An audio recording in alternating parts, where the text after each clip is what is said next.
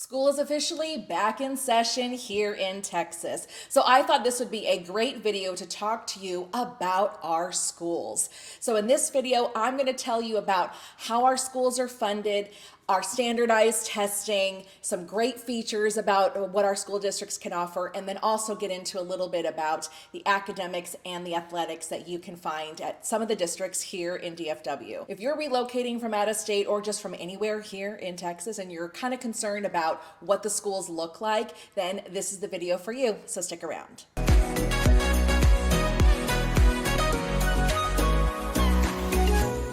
Hey everyone, my name is Danae Hewitt. Thanks for tuning in this week.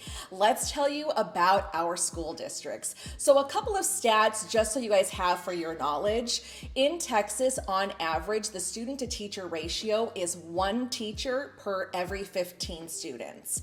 And the national average is 1 teacher to every 16 students. So we are just right below that national average. Now, of course, that's on average per classroom, but as a state, that's where we sit. The Texas Education Agency is the agency that oversees all of the schools and the districts here in the state. And what they put together is the Texas Essential Knowledge and Skills. And those TEKS are the curriculum that every single classroom and every single teacher has to adhere by when they are teaching their students. So if you guys didn't know, I am a former teacher. I used to teach middle school theater in 2 districts here in the Metroplex, and every week I had to submit my lesson plans and I had to cite the TEKS with the paragraph and the number so that my principal knew that what I was teaching corresponded with the theater TEKS that were given to me by the TEA. So the group of people that put together these TEKS are not just people that sit in an office that have never been inside of a classroom. You're also going to have parents and teachers that are involved and that have knowledge of those subjects. Of course, I mean, we don't really want to have a math teacher telling a theater teacher what their TEKS should be, right?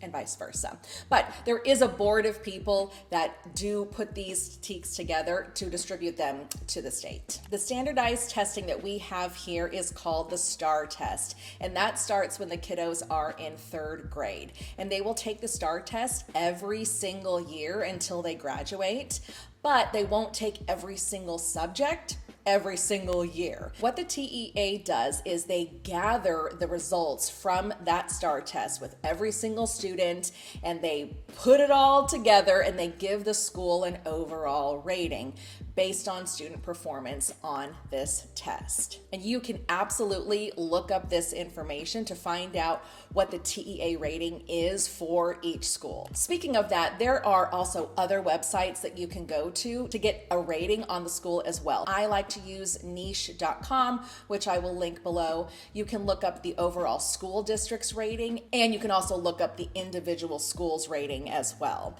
I also like to use greatschools.org. That is a website that uses a number system, and I believe it's Great Schools where they actually have some reviews from parents that have students that have gone to the school or left the school or whatever. And to be honest with you, I don't like to base a school or look at a school based on reviews from parents because I mean you just never know. There could be a one parent that really did not like that teacher, but there's 100 parents that love that teacher, but it's that one negative review that is out there. But in my opinion, don't base your sole decision on those reviews. I would look at other things like the STAR rating, the student to teacher ratio, and things like that. The schools primarily get their funding from property taxes from the nearby homeowners. And I've done a whole video about how our property taxes are actually, maybe, knock on wood, going to be decreased here in November. But all that to say is that's where primarily the schools do get their funding. They also get their funding, a little bit of funding from the state and from the federal entities as well. So when you move to that city, when you live in that city, don't be surprised in one of your local elections that there is a bond election that can be voted on when it comes to your schools. I've lived in a couple of different cities here in the Metroplex, and two of them have had bond elections that would affect the school. One of them was to add more schools to the school district because there are so many homes coming to this city, and of course there's going to be kids in those homes, and currently there isn't enough space to support the number of students that potentially are going to be coming in when these new homes are built. So that city put in a bond election for the city residents to vote on so that they could build new schools, but then also to add on to some of the additional schools. So that was something that you might find in a bond election. Another thing you may find in a bond election is for updates to specific school buildings. The first district that I taught in, that school building was very old, built in like the 70s or the 80s. And we know that safety and security is very important in our schools.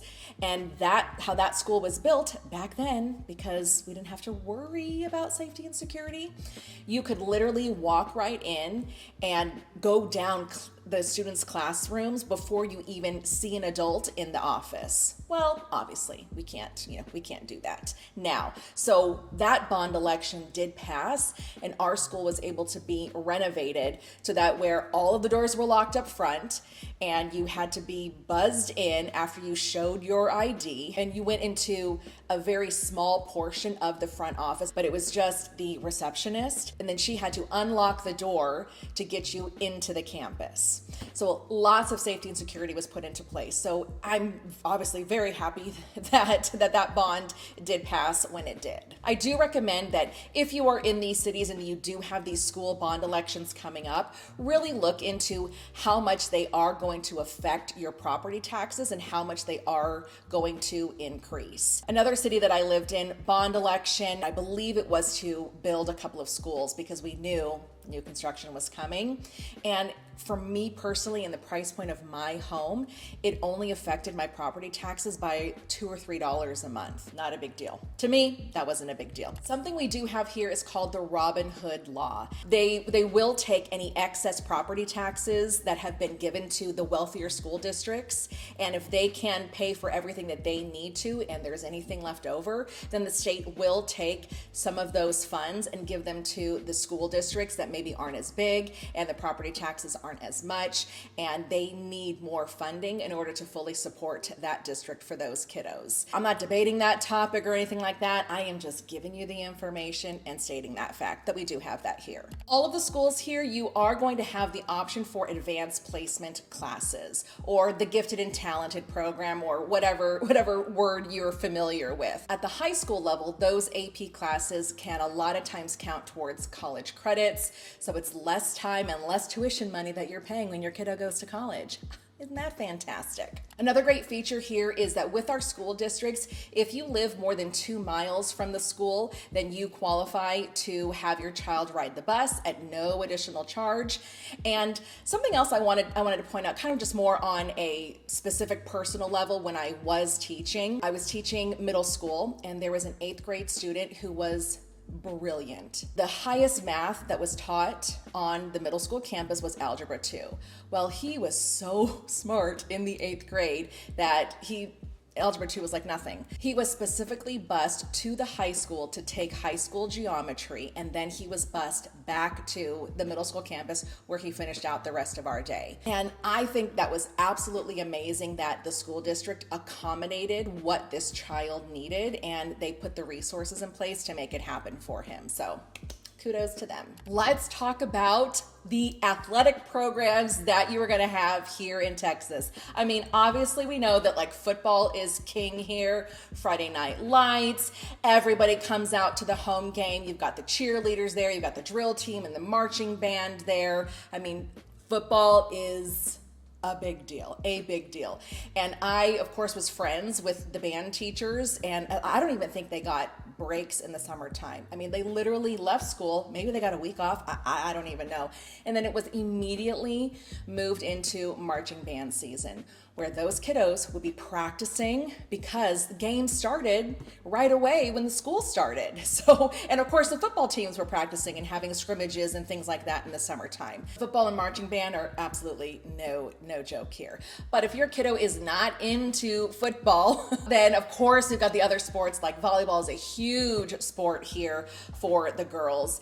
Basketball is absolutely top notch here for both boys and girls, and other sports like soccer, cross country, baseball, even golf, fishing, some schools may offer that. So there definitely is a wide variety of sporting options that you can have here. And of course, if your child is interested in a specific sport, then Google that school and find out what sports are there for your kiddos. The arts. Now, this is the topic, of course, that I love the most because I am a former theater teacher.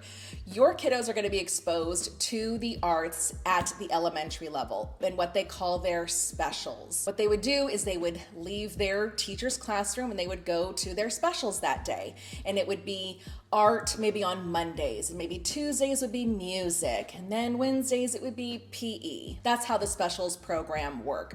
So at the elementary level, they're introduced to art and to music, which is super wonderful. Some elementary schools might have a drama program or like a club that the kids can attend after school and maybe put on like a teeny tiny, 30-minute production or something like that, which are so cute. Oh my gosh, they're so cute. But that's very specific to that campus. But overall, the kiddos are gonna get some sort of art and music exposure at the elementary school level. Now, when they get to middle school, then they can broaden their horizons a lot. That's when we get into the instruments, band, orchestra. That's when we get into more advanced art techniques. That's when the kiddos can join theater. That's when and I just even sang too. They can also join choir. Those are primarily the performing arts that the kiddos can get at the elementary level. But also if your kiddo likes the arts, and like they could do graphic design or technology applications, that also falls under that arts umbrella as well. And then when they get to the high school level, it's all those same classes plus things like film production or photography, or some programs even have a floral design class. When you get into those specific type courses, some districts here have a technology or an innovation academy that is specifically geared towards those students that know what they want to study when they get out of high school. What they do is that they go to this specific campus and study that program, and then they go to their home campus and take things like their English and their math courses. A lot of these technology and innovation academies are geared towards careers that are going to need some sort of licensing or certification, and a lot of times the kiddos can get that at the high school level. Like maybe they have to take all 4 years of it in high school, but then they have their certification in order to go out into the real world and get a job already having that certification under their belt. I mean, things like welding, things like culinary arts. One of the academies that I went to had a courtroom to do like mock trials for those people that were interested in the criminal justice system. What I would recommend you doing, if that's something that sounds very appealing to you for your kids, is to look at the districts of the houses that you're interested in and see if they do have an innovation academy. But it's a fantastic opportunity for those kiddos that may not be going to a 4-year college afterwards. They know immediately what trade they want to be in, and they can study that while they're in high school. If you're looking to buy a home here is what you should do to make sure that you are zoned for that right school. Don't just trust what is out there on any third-party sites or anything like that, because that info is inputted by the listing agent. And guess what? People make mistakes. So what you need to do is you need to go to that school district's website, look up their zoning map, zoom in, and make sure that that address on that street is zoned for that school. But then also here's a special bonus little tip for you, is that some districts here in DFW are known as an open school district and some are closed school districts. What does that mean? If the school district is open and they have the space in the classroom with that teacher at that school, and you are from a different city, you can apply to transfer into that school. but that doesn't happen all the time. Like I said, the school has to have that space available for your student.